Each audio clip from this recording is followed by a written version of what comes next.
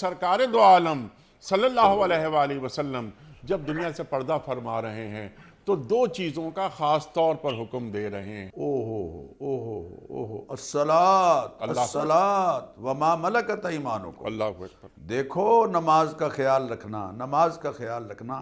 میں تو علی صاحب کہتا ہوں کہ ہم اپنے حبیب کریم علیہ السلام سے محبت کا اظہار کرتے ہیں، لیکن اپنے حبیب کریم علیہ السلام و تسلیمات نے یہ فرمایا ہے جعلت قرۃ عینی فی الصلاۃ، جی ہاں، میری آنکھوں کی ٹھنڈک نماز میں ہے۔ اللہ اکبر۔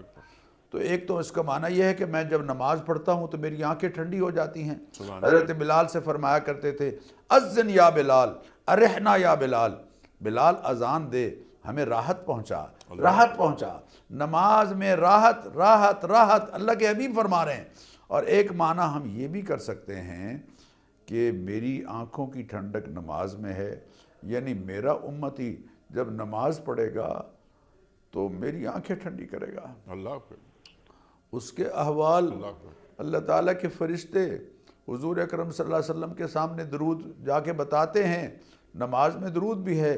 نماز جب پڑھے گا تو گویا اللہ کے حبیب کی آنکھیں ٹھنڈی کر رہا ہے۔ سبحان اللہ۔ تو ہم میں سے کتنے ہیں جو اللہ کے حبیب کی آنکھیں ٹھنڈی کر رہے ہیں؟